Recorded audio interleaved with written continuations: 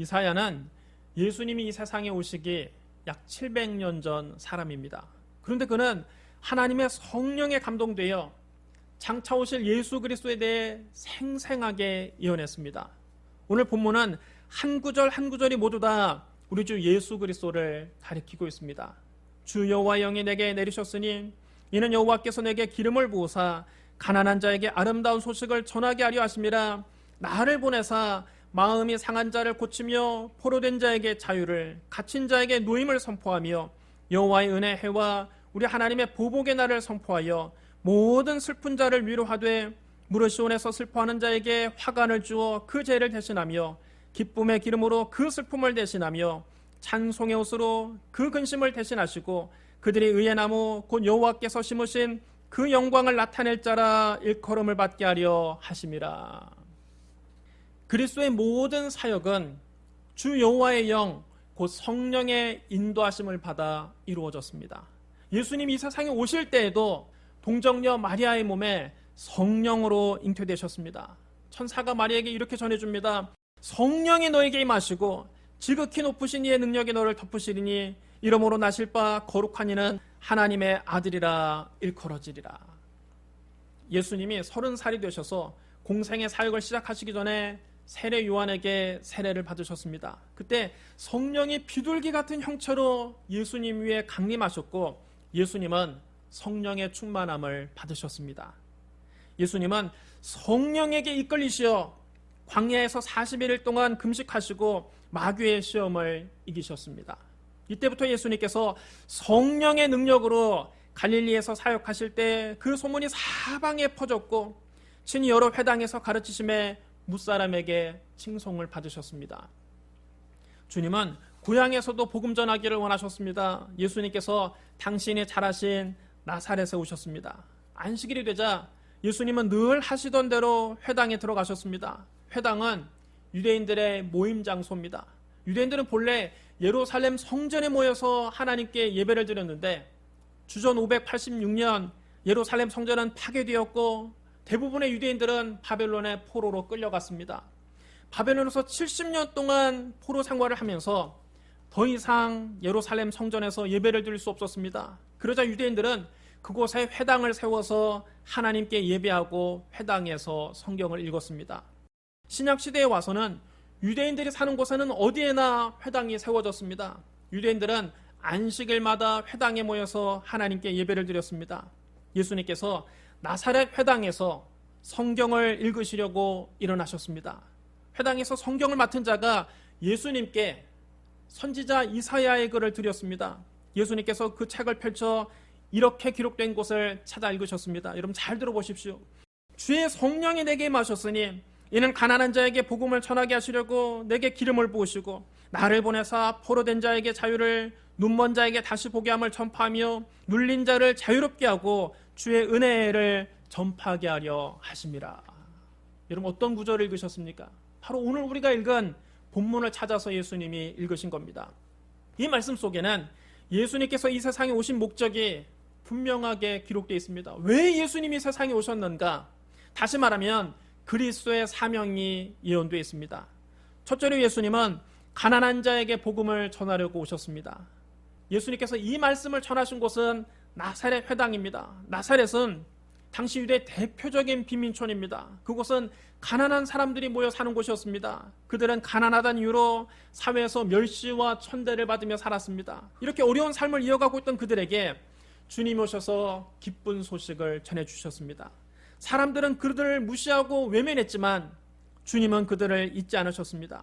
그럼 여러분, 우리가 사는 이 세상에 왜 가난이 들어왔을까요? 왜 저주가 들어왔을까요? 하나님이 처음 창조하신 에덴 동산은 모든 것이 풍요로운 낙원이었습니다. 그곳에 가난은 없었습니다. 그곳에 저주는 없었습니다.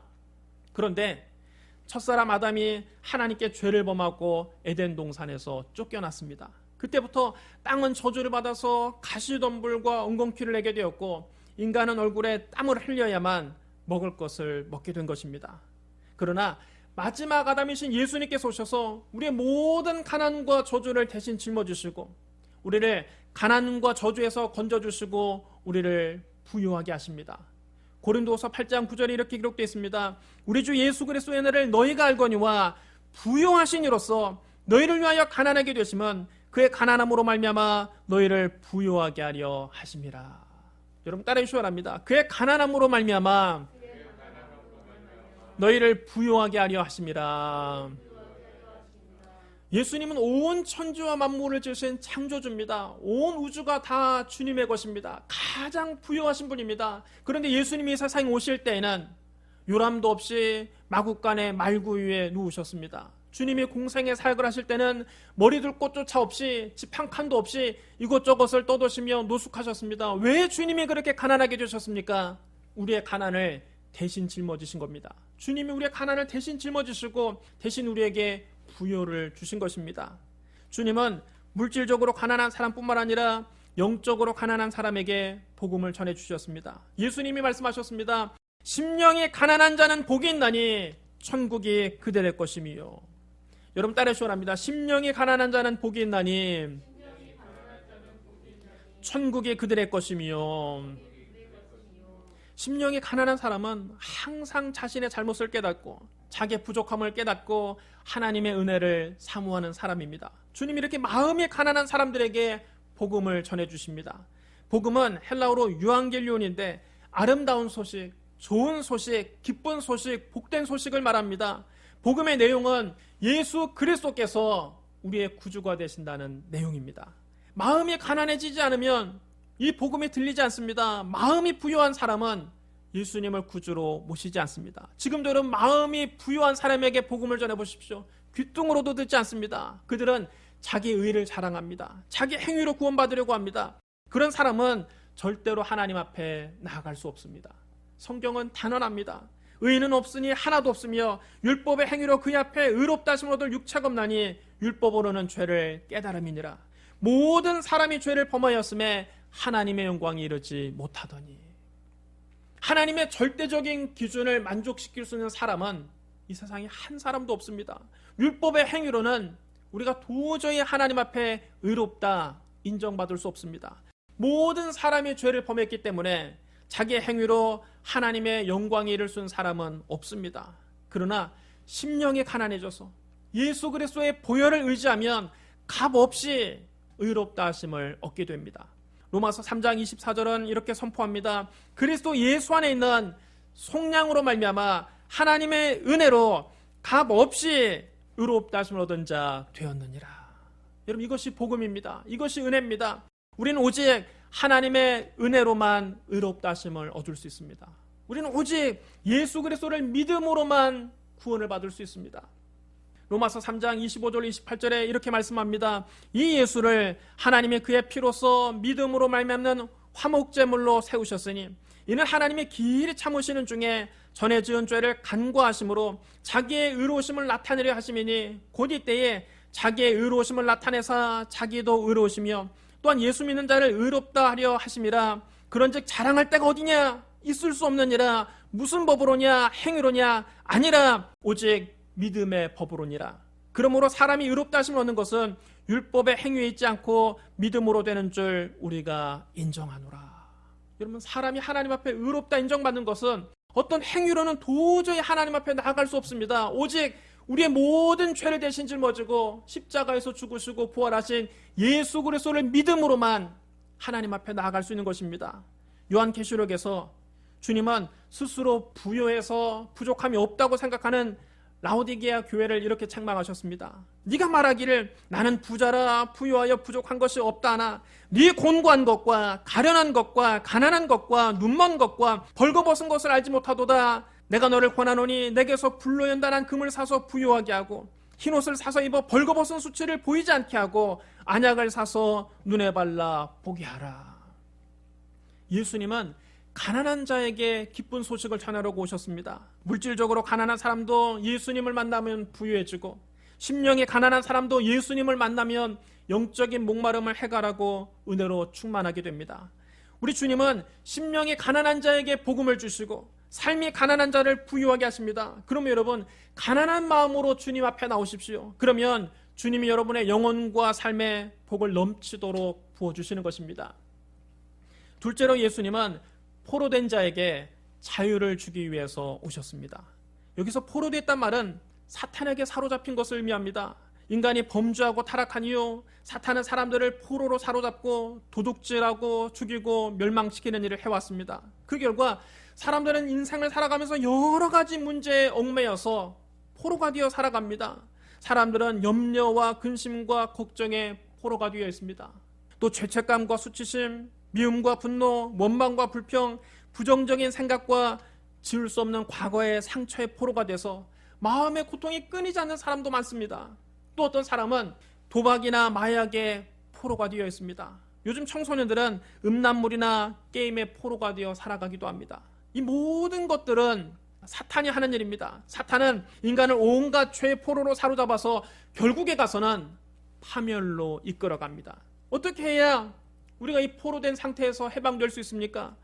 포로된 자에게 자유를 주시는 주님 앞에 나가야 합니다. 이 모든 문제를 해결하고 우리에게 자유를 주실 분은 오직 예수 그리스도밖에 없습니다. 예수님은 십자가에서 사탄을 이기셨습니다.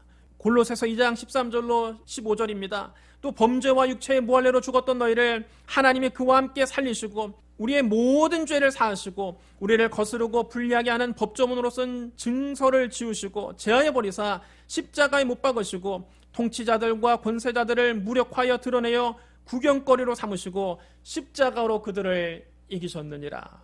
예수님께서 십자가에서 사탄을 이기셨기 때문에 사탄에게 포로된 자를 자유를 주실 수가 있는 것입니다. 예수님께 나오면 모든 매인 것으로부터 풀려나 자유롭게 됩니다. 예수님은 말씀하셨습니다. 진리를 알지니 진리가 너희를 자유롭게 하리라. 여러분 따라해 시원합니다. 진리를 알지니 진리가 너희를 자유롭게 하리라.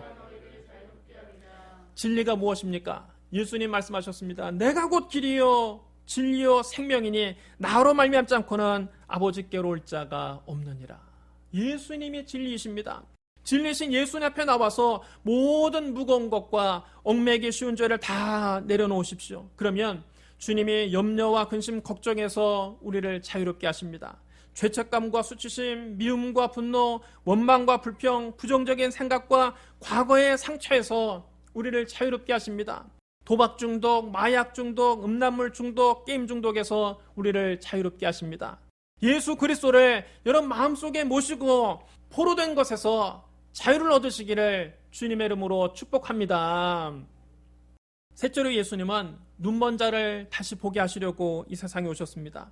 예수님이 이 땅에 사역하시는 동안 실제로 많은 시각장애인들을 고치셨습니다. 주님은 맹인거지 바디메오의 눈을 뜨게 하셨습니다. 실로암 목 근처에서 구걸하던 날 때부터 맹인된 사람을 보게 하셨습니다. 주님은 캄캄한 어둠 속에 갇힌 그들에게 노임을 선포하셨습니다. 주님이 말씀하셨습니다. 내가 세상에 있는 동안에는 세상의 빛이로라.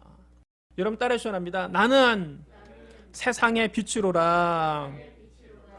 예수님이 세상의 빛이십니다. 예수님은 신체적인 장애로 앞을 보지 못하는 사람들만 고치신 것이 아니라 영적으로 보지 못하는 사람들을 고쳐주셨습니다. 예수 믿기 전에는 우린 모두 다 눈뜬 장님이었습니다. 눈에 보이는 것만 바라볼 뿐 영적인 세계를 모르고 살아왔습니다. 그런데 십자가에서 죽으시고 부활하신 예수님을 믿고 난 다음 우리 영의 눈을 뜨게 됐습니다. 영의 눈을 뜨고 보니 하나님이 살아계시고 천국과 지옥이 있다는 것을 확실히 알게 되었습니다. 우리는 아직도 영적으로 눈먼 사람들에게 이 복음을 전해줘야 됩니다. 지금도 많은 사람이 영적으로 눈이 먼 채 하나님을 모르고 이 세상을 살고 있습니다. 캄캄한 어둠 속에 갇혀서 천국과 지옥에 있는 줄도 모르고 살고 있습니다. 그들에게 복음을 전해주므로 그들도 영의 눈을 떠서 어둠에 갇혀있지 않고 노임을 받게 해줘야 합니다. 아직도 예수님을 알지 못한다면 오늘 예수님 앞에 나오십시오. 빛이신 예수님을 만나고 오늘 여러분의 영의 눈이 띄어지기를 주님의 이름으로 축복합니다. 넷째로 예수님은 눌린 자를 자유롭게 하려고 이 세상에 오셨습니다. 눌려있다는 것은 무언가의 억압을 받고 있는 상태를 말합니다. 사람들은 무언가에 눌려서 살아갑니다. 자기를 둘러싼 환경에 눌려서 힘들어하는 사람도 있고 질병에 눌려서 고통당하는 사람도 있습니다. 혹은 성격 때문에 눌려있는 사람도 있습니다. 특히 내성적인 사람들은 그 정도가 심합니다. 그들은 작은 문제도 힘들어하고 고통스러워합니다. 다른 사람에게는 아무 일도 아닌데 그들에게는 숨도 못 쉴 만큼 고통스러운 일입니다.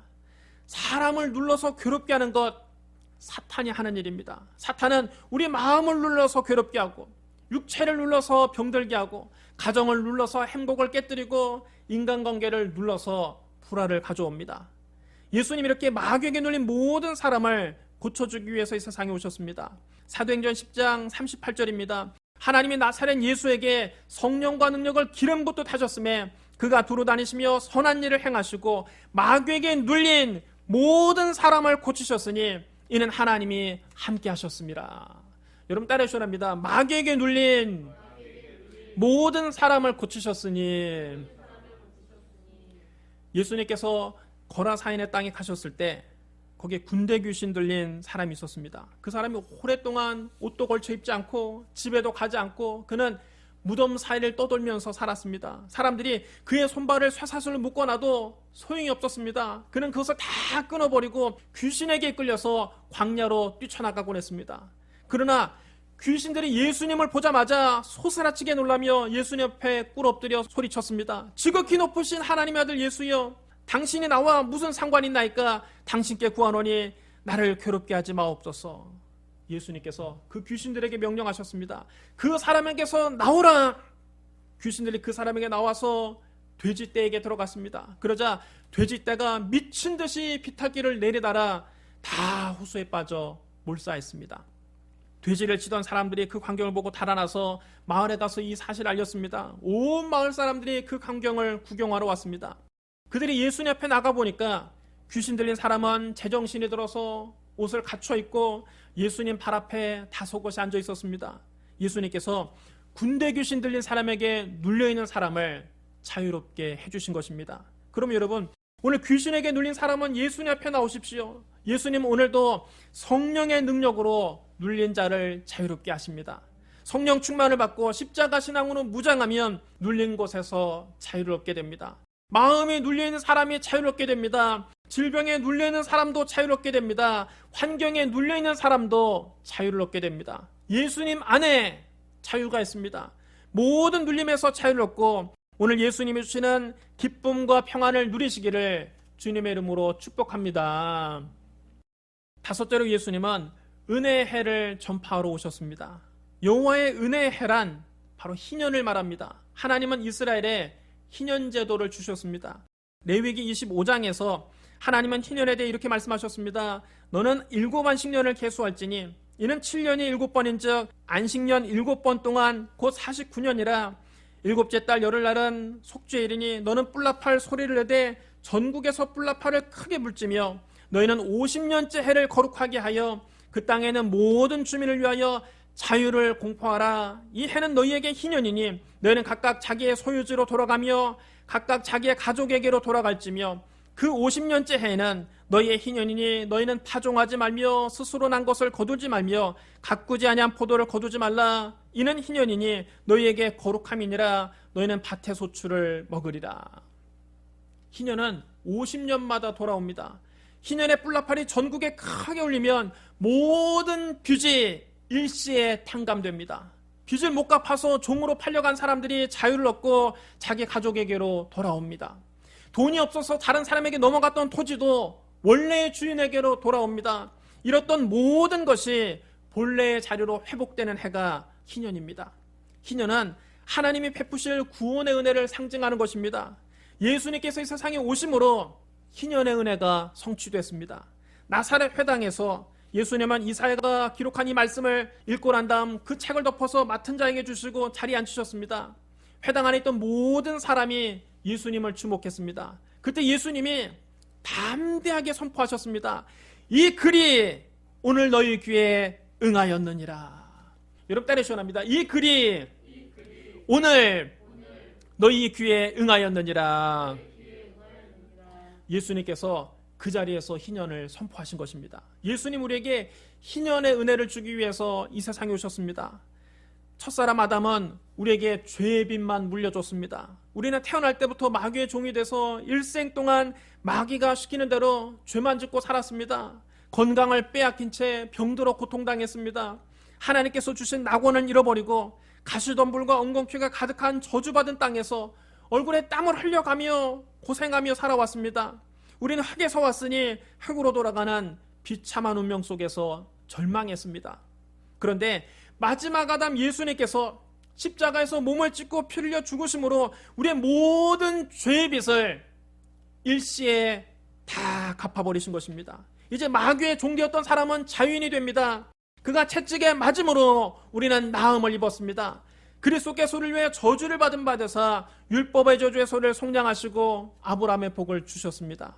예수님은 절망의 지옥에서 우리를 건져내시고 낙원을 회복시켜 천국의 소망을 주셨습니다. 바로 이것이 예수님이 우리에게 주신 희년입니다. 오늘 그리스도 안에서 모든 죄의 빚을 탕감받으시기 바랍니다. 그리스도께서 우리를 자유롭게 하려고 자유를 주셨으니 그러므로 굳건하게 서서 다시는 종의 멍에를 매지 마십시오. 예수님께서 우리의 병을 고치기 위해서 채찍에 맞으셨으니 오늘 예수님 안에서 모든 병을 깨끗이 고침받으십시오. 예수님께서 저주의 가시관을 쓰시고 저주받은 나무에 달리셔서 우리의 모든 저주를 담당하셨으니 여러분은 주님이 주시는 아브라함의 복을 받으십시오. 예수님이 십자가에서 인간이 잃어버렸던 낙원을 회복시켜 놓고 우리에게 말씀하십니다. 오늘 네가 나와 함께 낙원에 있으리라. 예수님께서 주시는 희년의 은혜가 여러분 삶 가운데 충만하기를 주님의 이름으로 축복합니다. 사랑하는 성도 여러분, 예수님께서 이 세상에 오신 목적은 분명합니다. 주님은 가난한 자에게 복음을 전하기 위해 오셨습니다. 포로된 자에게 자유를 주기 위해 오셨습니다. 눈먼 자를 다시 보게 하기 위해 오셨습니다. 눌린 자를 자유롭게 하려고 오셨습니다. 주의 은혜의 해를 선포하려고 오셨습니다. 예수님을 구주로 모시고 주님이 주시는 복음, 주님이 주시는 자유, 주님이 주시는 빛, 주님이 주시는 은혜를 마음껏 누리시기를 주님의 이름으로 축복합니다. 우리 기도하겠습니다. 사랑과 은혜가 풍성하신 하나님 아버지, 우리를 구원하기 위해서 예수 그리스도를 보내주시니 감사합니다. 예수님께서 가난한 자에게 복음을 전해주시니 감사합니다. 포로된 자에게 자유를 주시니 감사합니다. 눈먼 자를 다시 보게 하시니 감사합니다. 눌린 자를 자유롭게 하시니 감사합니다. 하나님의 은혜를 선포해 주시니 감사합니다. 주님이 주시는 놀라운 은혜가 우리 삶 속에 넘치도록 임하게 하여 주시옵소서. 예수님 이름으로 축복하며 기도드리옵나이다. 아멘.